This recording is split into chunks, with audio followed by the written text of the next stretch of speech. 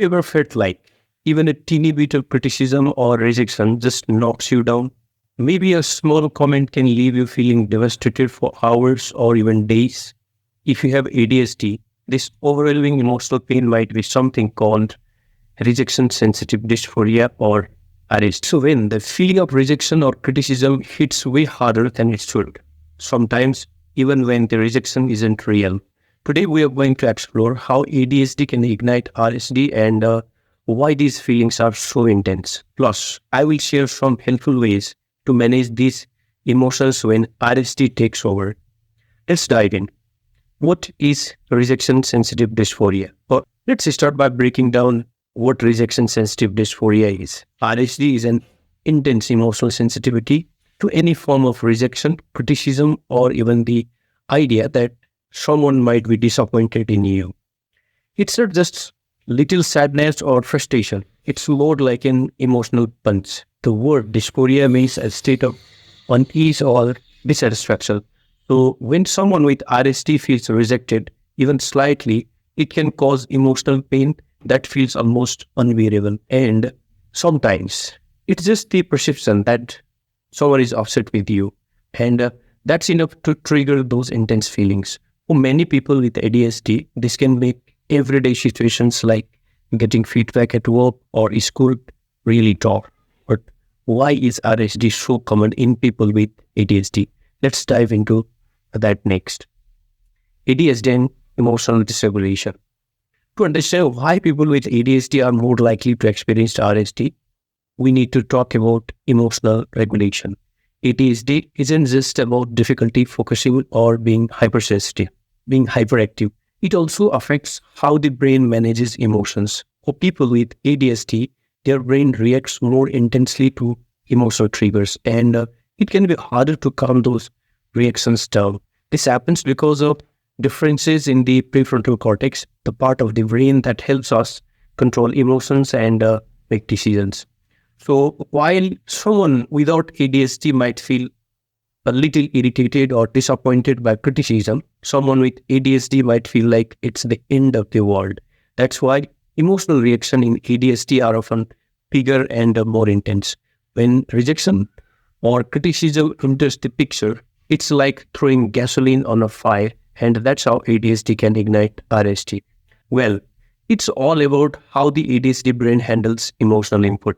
People with ADHD have unique neurochemical responses that affects how they react to their environment, especially emotional feedback from others. Imagine this. You are at work or school and someone says you could have done this differently. For most people, this would just be feedback. But for someone with ADHD and RSD, it can feel like a personal attack. The brain goes into override, overthinking every word and replaying the conversation over and over again. This can trigger feelings of shame, embarrassment, or even anger. The brain processes what was meant to be minor feedback as a much bigger threat than it actually is. It's not that you are overreacting intentionally. It's just how brain handles emotions, making rejection feel much more painful than it might be for others. The emotional cycle of RSD.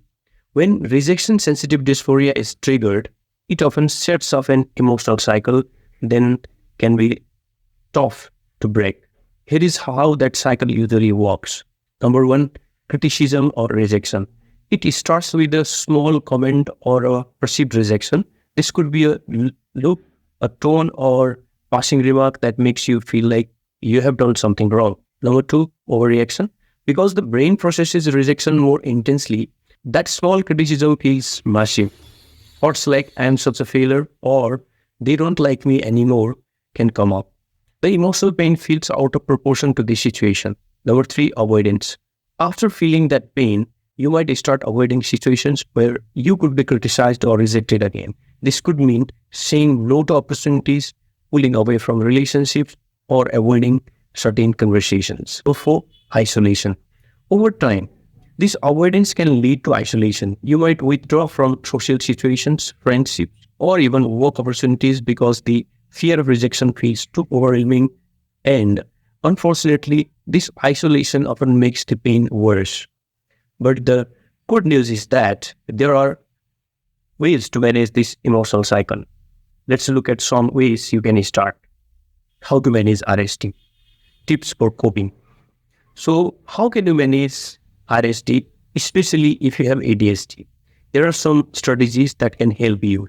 Number one, self-awareness.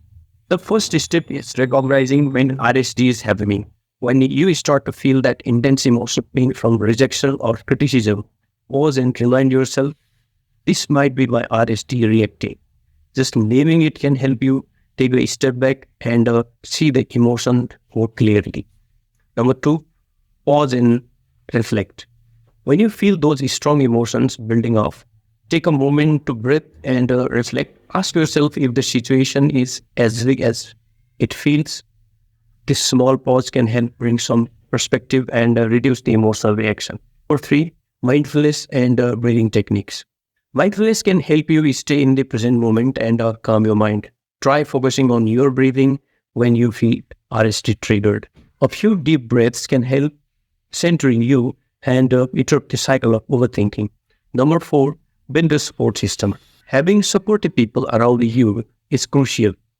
Talking with friends, family members, or people who understand what you are going through can help you process your emotions in a safe and healthy way.